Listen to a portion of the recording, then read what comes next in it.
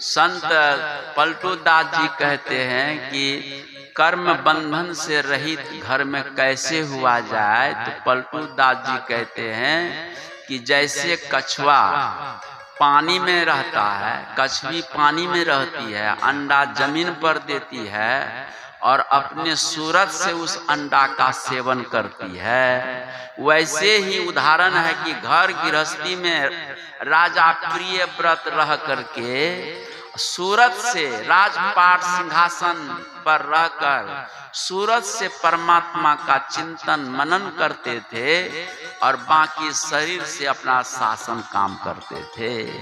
तो वैसे ही आप भी घर परिवार में रह करके है न, इस तरह से करें। कर से कर्म करो विधि नाना, मन राखो कृपा निधाना। यही राजा परीक्षित का प्रश्न है कि सांसारिक लोग संसार परिवार में रहकर प्रभु का भजन कैसे करेंगे। आप ज्ञानवान हैं, ज्ञान का समुद्र हैं, आपके जैसा मेरे नजर में कोई ज्ञानी नहीं है, इसलिए मेरे प्रश्न का उत्तर समुचित आप समझावें। राजा परीक्षित का पहला दिन का ये प्रश्न था। आज चौथा दिन में यहाँ पर आपको उपदेश दे रहे हैं कि जैसे उदाहरण दिया है कि इस तरह से आप करेंगे, है ना। गौरांग महाप्रभु ने उदाहरण दिया कि दोनों हाथ से करताल बजाते हैं, मुख से हरि बोल करते हैं। तो हे संसार के जीवो मनुष्यों, है ना, तुम भी दोनों हाथ से संसार के काम किया करो और मन से हरि नाम लिया करो, गुरु नाम लिया करो। इस तरह से कर्म बंधन से आप रहित हो सकते हैं। उपाय तो बहुत है। जैसे कोई पनिहारनी पानी भरने के लिए जाती है, सखी सहेलियों के साथ में पानी का घड़ा सिर पर रख लिया है, काखे में रख लिया, हाथ में बाल्टी लटका ली है और सखी सहेलियों के साथ गाना भी गाती है, कमर भी लचकाती है, अंग प्रत्यंग हिलाती है, लेकिन घड़ा गिरता नहीं है। संगीत ताल लय वाद्य वशम गतापि, मौलिस्त कुंभ पर रक्षण धीर नटी इव। जैसे रंगमंच पर कोई नट नाच कर रहे हैं और झाल मृदंग सब बज रहे हैं, संगीत ताल भी हो रहे हैं, लेकिन मौलिस्त सिर पर खड़े हैं और सब क्रियाकलाप करते हुए, लेकिन उनके घड़ा नहीं गिरता है। कारण क्या है? सूरत वहां पर लगा के रखा है। जो या विधि मन को लगावे हरि पावे, जैसे नटवा चढ़त बांस पर ढोलिया ढोल बजावे, अपना बोझ धरे सिर ऊपर सुरती बांस पर लावे। नटवा नटनी का खेल देखे हैं? एक बांस गाड़ देता है, डमरू बजाता, ढोलक बजाता, कुछ पैतराबाजी करते हैं, तो धीरे धीरे लोग वहां हजारों दर्शक इकट्ठे हो जाते हैं और सरसरा करके बांस पर चढ़ता है और उस बांस पर शीर्षासन करता, सिर नीचे और शरीर पांव ऊपर होता है। अब बांस तो छोटा सा जगह है, आप जरा विचार करिए, और वो गिरता नहीं है। आखिर कारण क्या है? सूरत से बांस को पकड़ रखा है। थोड़ी सी सूरत को इधर उधर कर दे, अनबैलेंस होते तुरंत गिरेगा, मर जाएगा, लेकिन गिरता नहीं है। तो वैसे या विधि मन को लगावे हरि पावे, जो या विधि मन को लगावे बंधन से रहित हो जावे। वो कर्म बंधनों से, है न, शरीर बंधनों से वो मुक्त हो जाएगा। ये प्रिय व्रत की कथा है। प्रिय व्रत इसी तरह से राजपाट करते हुए, इस तरह से उन्होंने भजन करके जीवन मुक्त हुए हैं। जैसे अर्वाचीन काल में संत लोग हुए कबीर आदि, वैसे प्राचीन काल में प्रिय व्रत भी राजा महाराजा होकर प्रिय व्रत है, मानधाता है, अज है, कैकेयी है, ये सब मुस्कुंद है, सब जीवन महा मुक्त पुरुष थे, समझे। और ये लोग राजपाट करते हुए मुक्त हुए हैं।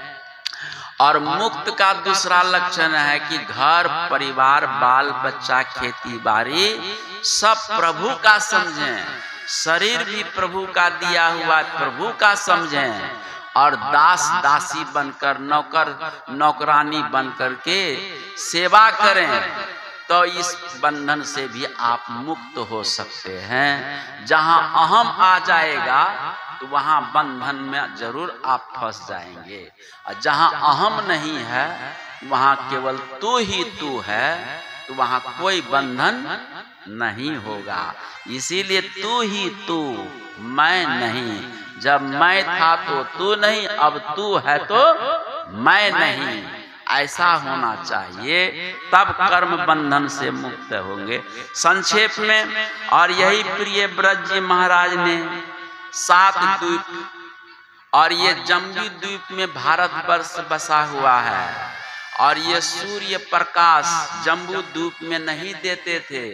यही प्रिय व्रत महाराज के चलते सुमेरु पर्वत के उत्तर भाग दक्षिण भाग में सूरज की रोशनी नहीं आती थी, तो उस जम्बू सुमेरु पर्वत में 7 है ना चक्कर रथ चलाए हैं, तो वहां से 7 धारा निकली हुई है नदियां, ये 7 द्वीपा वसुंधरा, ये वसुंधरा उसी महापुरुष के कृपा से ये सूर्य नारायण भगवान जम्बू द्वीप में प्रकाश फैलाते हैं, दे रहे हैं। ये श्रीमद् भागवत के अनुसार सुखदेव जी महाराज राजा परीक्षित को समझा रहे हैं। और नारायण इसी प्रिय व्रत के पुत्र का नाम है अग्निद्र। अग्निद्र को राजपाट सिंहासन दे करके और प्रिय व्रत राजपोशाक उतार दिया, बलकल पैरों का छाल पहनकर मिट्टी का जलपात्र हाथ में लेकर जंगल की ओर चल दिए। क्यों कि 4 आश्रम है हमारे सनातन धर्म में, गृहस्थाश्रम, ब्रह्मचारी आश्रम, गृहस्थाश्रम, वानप्रस्थ आश्रम और संन्यास आश्रम। तो संन्यास आश्रम चतुर्थ अवस्था में है ना गृहस्थों को जाना चाहिए, वहीं पर मोक्ष मिलेगा। बिना संन्यास आश्रम में जाए मोक्ष घटित नहीं होता है। तो प्रिय व्रत चतुर्थ अवस्था में अपने पुत्र अग्निद्र को राजपाट सौंप दिया और वो जंगल की ओर चले गए हैं तप करने। तप करते हुए इस पार्थिव शरीर को छोड़कर पंच भौतिक में मिला दिया और आत्म तत्व समष्टि व्यष्टि तत्व समष्टि तत्व मिला करके वो मुक्त हो गए हैं। और अग्निद्र भी अपने पिता के राह पर चलकर प्रजाओं को बहुत सुख दिया है, शांति दी है, और ये भी यज्ञ अनुष्ठान ध्यान भजन जप तप करके ये भी मुक्त पुरुष हैं। और कहते हैं 9 खंड, 3 लोक 9 खंड में, 9 खंड बोलते हैं ना, 3 लोक 9 खंड में गुरु ते बरा न कोई, उधर नहीं जाना। 9 खंड ये अग्निद्र महाराज प्रिय व्रत के पुत्र अग्निद्र महाराज ने इस पृथ्वी को 9 खंडों में बांटा है। 9 खंड में बांटा है। भारत वर्ष, किम पुरुष वर्ष, हरि वर्ष, इला वर्ष इत्यादि करके ये 9 वर्ष में 9 पुत्रों को है ना राजा बना करके है ना राजपाट सौंप दिया। और चतुर्थ अवस्था में पिता के तरह ये वृक्ष का छाल पहनकर मिट्टी पात्र लेकर मौनी अवस्था धारण करके जंगल की ओर तप करने चले गए हैं। नारायण अग्निद्र का पुत्र होता है नाभि। नाभि महाराज भी अपने पिता परंपरा के अनुसार ये भी बहुत सुंदर ढंग से राजपाट किया है और जीवन मुक्त महापुरुष हुए हैं। इनके भी राज्य में कोई चोर बदमाश है ना चोरी डाकू नहीं होता था। इनके जीवन में पिता के पुत्र के रहते पिता मरते थे, लेकिन पुत्र के रहते पिता के रहते पुत्र नहीं मरते थे। यदि पिता के रहते पुत्र मर जाता है तो पिता का दोष, माँ का दोष माना जाता है, ऐसा शास्त्र। लेकिन इनके राज्य में किसी प्रकार का दोष नहीं था और आश्रम वर्ण के अनुसार सभी कोई जीवन बिताते थे। तो चतुर्थ अवस्था में ये भी अग्निद्र ने अपने पुत्रों को राज दे करके चले गए। नाभि को, नाभि ने भी पिता की आज्ञा के अनुसार प्रजाओं का पालन पोषण किया, साधु संतों की सेवा खिदमतें की, यज्ञ अनुष्ठान, बड़ा बड़ा दान पुण्य इन्होंने किया। और करने के बाद इनका भी मन राजपाट से उब गया। राजपाट से उबने से तो नाभि का पुत्र हुआ ऋषभदेव जी। ऋषभदेव जी को राजपाट दे करके ये भी जंगल चले गए। देख लो, सब जंगल जा रहे हैं, है ना। तो जंगल चले गए ऋषभदेव जी, अब राजपाट करने लगते हैं। ये परंपरा है ना। सारा जीवन आपने घर परिवार में बिताया, भजन नहीं किया, कम से कम चतुर्थ आश्रम में कम से कम कष्ट ही सही, कष्ट उठा करके जगत से उपराम तितिक्षा को सहन करते हुए आत्मराम होना चाहिए, तब कर्म बंधन से आप रहित हो सकते हैं। और ऐसा सुनहरा मौका फिर मिलेगा कि नहीं मिलेगा, कहना मुश्किल है। ऋषभदेव जी महाराज को 100 पुत्र होते हैं।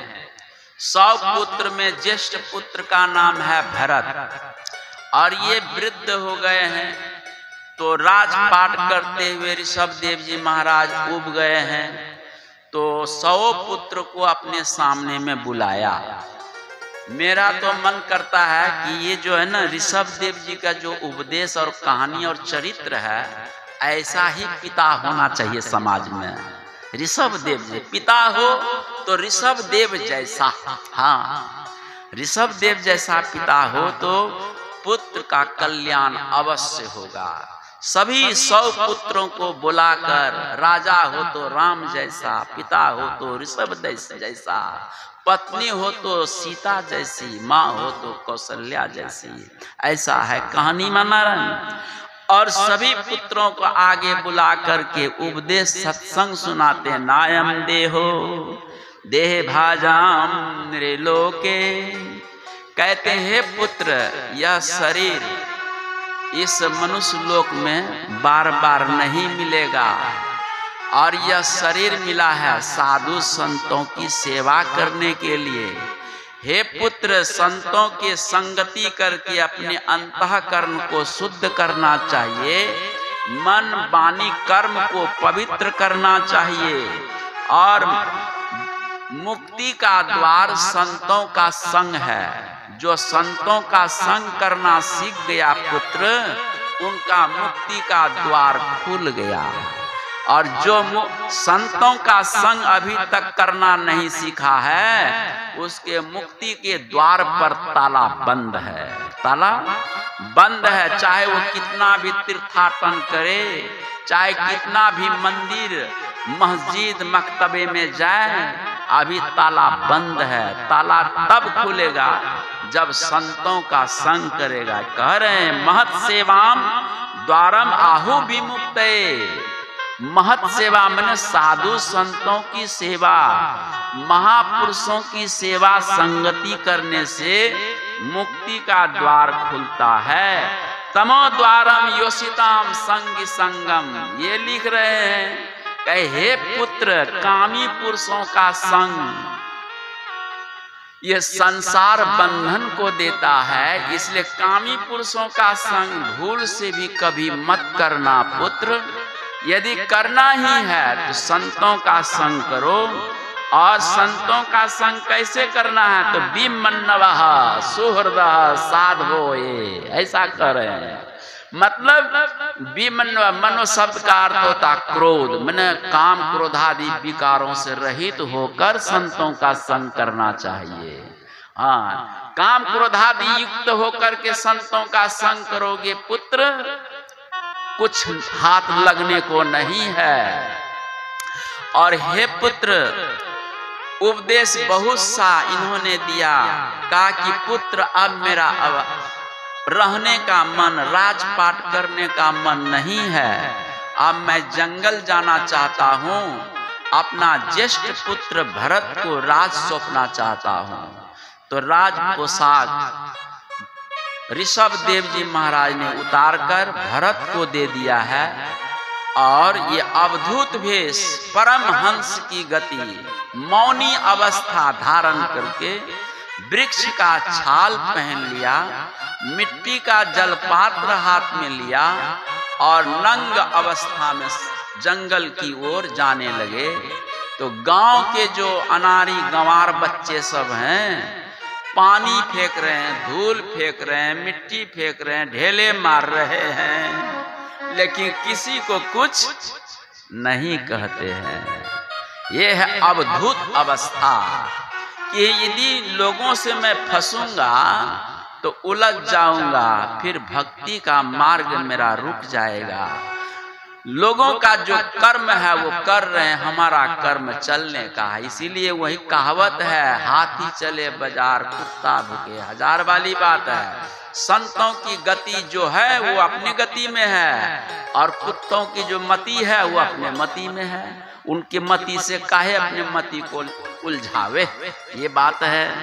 तो नारायण, यहीं से जैन संप्रदाय आरंभ होता है। 24 तीर्थंकर जैनों में है, और जैनों में 24 तीर्थंकरों में सबसे पहला तीर्थंकर का नाम ये ऋषभ देव है, और ऋषभ देव से ही ये जैन संप्रदाय आरंभ होता है, प्रारंभ होता है। और ये जंगल में जाकर तप किया है। तप करते करते भूखे प्यासे रहकर ब्रह्म में अपने चित्त को लगा करके चिदानंदमय होकर पार्थिव चोला को छोड़कर ब्रह्म में वो सम्मिलित हो गए हैं। यही करना है। भागवत में लिखा है 12 महीने का वर्ष होते हैं। आप सब यहाँ गृहस्थ लोग बैठे हुए हैं, ज्यादा सन्यासी कोई 1-2 हैं, अधिक आप ही के संख्या है। इसमें लिखे हैं कि 12 महीने में कम से कम 11 महीना घर में रहिए, 1 महीना विरक्त सन्यासियों का निर्जन वनों का सेवन करना चाहिए, ऐसा लिखा है। लेकिन साथ में मोबाइल नहीं होना चाहिए। आजकल मोबाइल युग है। यदि आप मोबाइल लेकर जाएंगे तो घरे बन जाएगा, वो मोबाइल घर बना देगा, है ना। मोह ममता में पोता पोती मोबाइल के पास रोएंगे, दादा कब आइएगा, बस गया भजन। बस आप मोह ममता में क्या करिएगा भजन, संतों की सेवा नहीं होगी आपसे, फिर दौड़ करके घर चले आइएगा। इसलिए मोबाइल टेलीफोन कुछ नहीं होना चाहिए, गुप्त रूप से चल दीजिए। अब महीना एकदम बैटरी चार्ज करके वैराग ज्ञान धारण करके फिर आइए गृहस्थी में, और कर्म बंधन से रहिए, अनासक्त होकर रहिए, तो घर और संसार परमार्थ एक हो जाएगा आपका। ऐसा है, इसमें दिया है।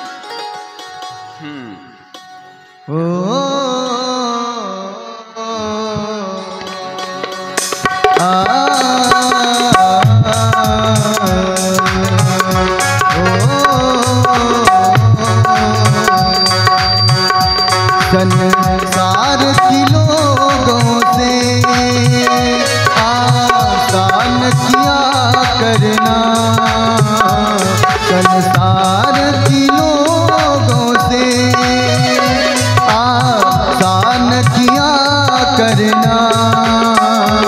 जब कोई न हो अपना गुरु नाम जपा करना, जब कोई न हो अपना गुरु नाम जपा करना।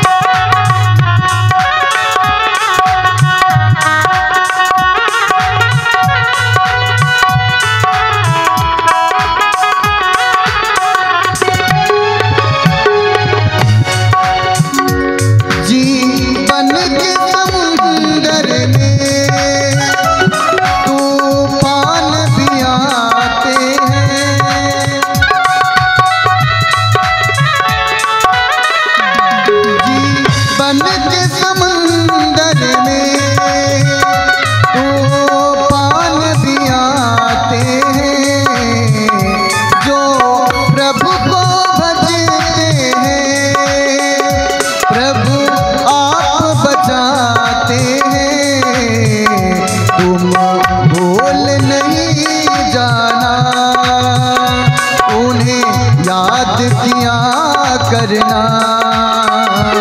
जब कोई न हो अपना, गुरु नाम जपा करना।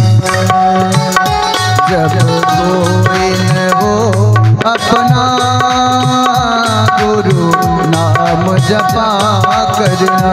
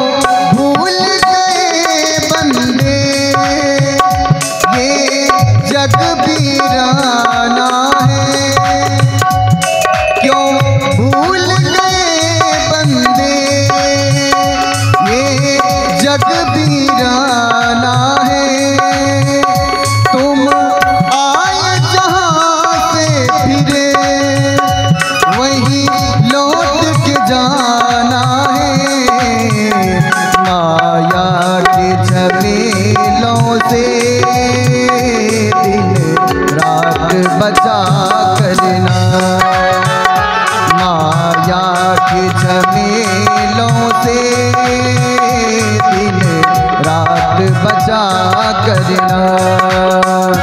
जब कोई न हो अपना, गुरु नाम जपा करना।